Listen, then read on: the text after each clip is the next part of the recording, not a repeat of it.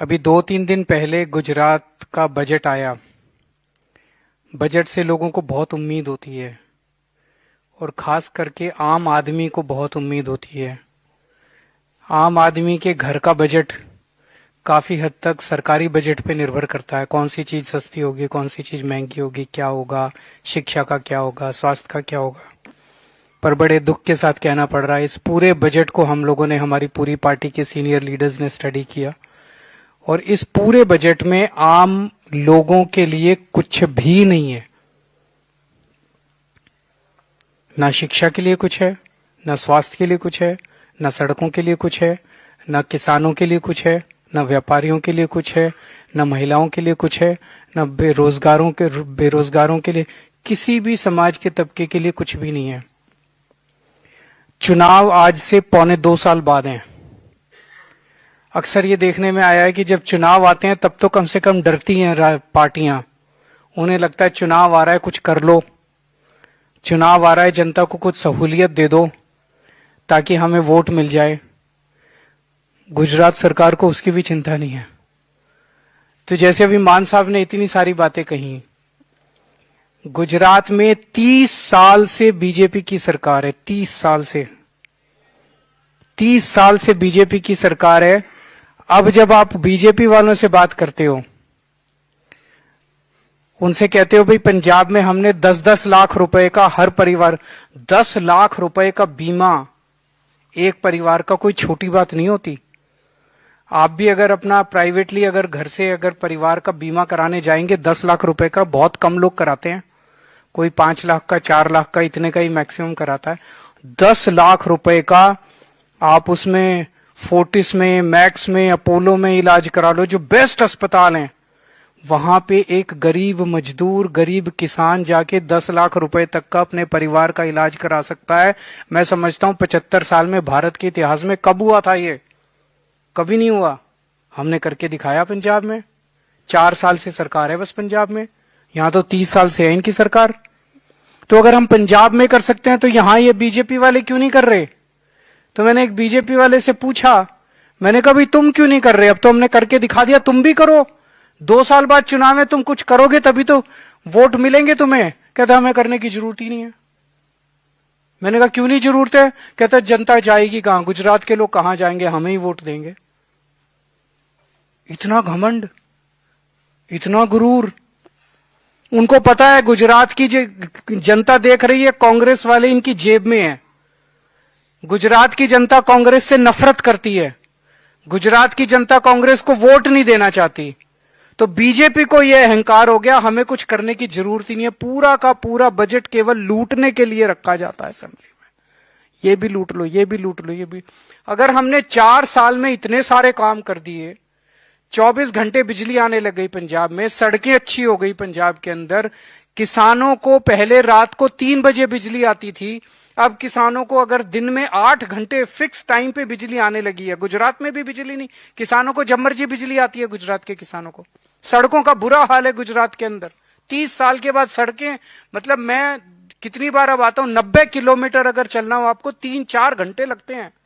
दुनिया 21वीं सदी में पहुंच गई और गुजरात के अंदर अभी हम अपनी सड़कों के ऊपर स्पीड भी नहीं बढ़ा पाए।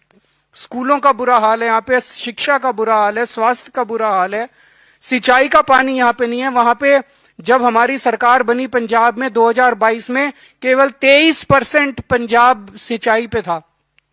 आज 4 साल के बाद 67% पंजाब में हमने सिंचाई का पानी पहुंचा दिया। सिंचाई का पानी पहुंच रहा है। यहां पे उनको काम करने की जरूरत नहीं है। इसीलिए गुजरात की जनता आज आम आदमी पार्टी की तरफ देख रही है। हम जहां भी जा रहे हैं एक आंधी आ रही है। जहां भी जा रहे हैं आम आदमी पार्टी की चारों तरफ। ये ईशुदान गढ़वी कौन है? एक आम पत्रकार थे। आज ईशुदान गढ़वी को सुनने के लिए जनता आती है। ये गोपाल इटालिया कौन है? यहां पे बैठे हुए गोपाल इटालिया कौन है? एक छोटे से पुलिस वाले थे। आज गोपाल इटालिया, पूरी गुजरात की जनता, इन जहां ये खड़े हो जाए वहां 10,000 लोग इकट्ठे हो जाते हैं। चैतर वसावा कौन है? परवीन राम कौन है? मनोज सोरठिया कौन है? ये सब आम लोग हैं। इन लोगों को सुनने के लिए जनता क्यों आ रही है? इसलिए क्योंकि इनके अंदर लोगों को उम्मीद दिखाई दे रही है। इनके अंदर लोगों को यह दिखाई दे रहा है कि ये लोग गुजरात बदलेंगे। एक नाम बता दो आज आप बीजेपी के अंदर जिसकी तरफ लोग उम्मीद से देख रहे हैं। क्या इनके सीएम, बीजेपी के सीएम की तरफ भी उम्मीद से देखते हैं लोग? क्या कांग्रेस के अंदर एक भी नेता है जिसके अंदर उम्मीद देखते हैं लोग? आज आम आदमी पार्टी में मैं 10 नाम बता सकता हूं जो खड़े हो। आज इनमें से कोई नेता अगर अभी फेसबुक लाइव कर दे 1 मिलियन, 1 घंटे के अंदर इनके 1 मिलियन व्यूज आते। क्यों? अगर ये लोग अच्छी सरकार चला रहे होते हमारा एक व्यू नहीं आता। आज अगर ये लोग अच्छी सरकार चला रहे होते हमारे को सुनने कोई नहीं आता। आज पूरे गुजरात के अंदर जहां ये लोग चले जाए वहां 10-10 हजार, 20-20 हजार लोगों की भीड़ ऐसे ही इकट्ठी हो जाती है कि ये लोग आए हैं, आम आदमी पार्टी वाले आए हैं। क्यों? ये उम्मीद है।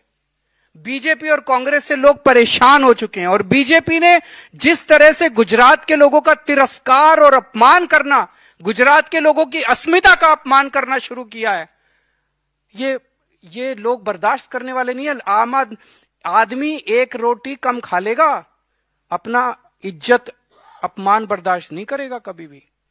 जिस तरह से लोग पकड़ पकड़ के जेल में, किसान अपनी आवाज उठाते हैं, पकड़ के जेल में झूठे केस लगा देते हैं, 4-4 महीने जेल में रखते हैं, भेड़ बकरियां समझने लगे, इंसान को इंसान नहीं समझते, गुजरात के लोगों को इंसान नहीं समझते। ये लोग पकड़ पकड़ के जेल में डाल देते हैं, झूठे केस लगाते हैं और कहते हैं जाएंगे कहां, वोट तो हमें ही डालनी। इस बार नहीं पड़ेगी तुमको, बीजेपी वालों समझ लो, इस बार वोट नहीं पड़ेगी। इस बार आम आदमी पार्टी आ गई है, लोगों की पार्टी आ गई है। तो ये बजट इनका गरूर दिखाता है, ये बजट इनका अपमान, अब इनका वो दिखाता है, ये अपमान है। ये बजट गुजरात के लोगों का अपमान है और 1.25 साल बाद जो चुनाव होगा उसमें जनता इसका जवाब देगी। अगर आपके कोई क्वेश्चन है तो आप।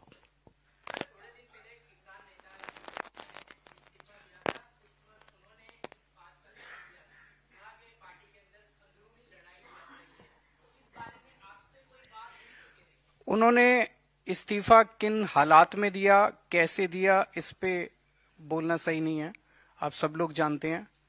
तो मैं उस पर टिप्पणी नहीं करना चाहूंगा।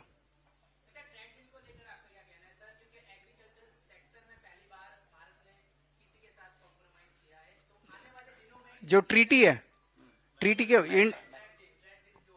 Indo US treaty, Indo US deal के बारे में ना, ये बेहद दुख की बात है। अब जैसे हम गुजरात का एग्जांपल लेते हैं, गुजरात मक्का उगाता है, सोयाबीन उगाता है, डेयरी प्रोडक्ट्स हैं, मूंगफली है, कपास है, ये जितने प्रोडक्ट्स गुजरात, ये सारे इनमें से काफी एक्सपोर्ट होते हैं, अमेरिका को एक्सपोर्ट होते हैं।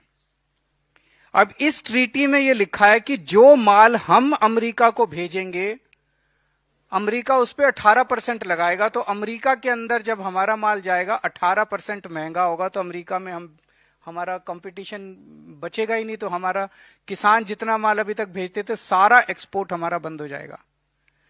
अमेरिका वाले जब अपनी कपास यहां पे भेजेंगे, उस पर पहले कितनी ड्यूटी लगती थी कपास के ऊपर? काफी ड्यूटी लगती थी, वो ड्यूटी इन्होंने 0 कर दिया। तो अब अमेरिका की कपास गुजरात में आएगी और अमेरिका की कपास गुजरात में जब बिकेगी, हमारा किसान उससे कंपटीशन नहीं कर पाएगा। तो हमारे किसान की कपास ना तो इंडिया में बिकेगी और ना वो अमेरिका में बिकेगी। हमारा किसान कहां जाएगा? पंजाब का। तो यही पंजाब का हाल है। तो ऐसी ट्रीटी प्रधानमंत्री मोदी जी ने यूएसए के साथ क्यों की, इसके बारे में ट्रंप ने खुद बताया कि क्यों की। ट्रंप ने एक दिन प्रेस कॉन्फ्रेंस में बोला कि मोदी जी के ऐसे राज मेरे पास हैं जिसको अगर मैं बता दूं तो मोदी जी का पॉलिटिकल कैरियर बर्बाद हो जाएगा, इसलिए मैं नहीं बताऊंगा। तो मोदी जी ने अपने कुछ राज छुपाने के लिए पूरे देश के किसानों को, पूरे देश को अमेरिका के सामने गिरवी रख दिया। अमेरिका के सामने उन्होंने पूरे देश को बेच दिया। ये सही नहीं है, देश कभी माफ नहीं करेगा इसके लिए।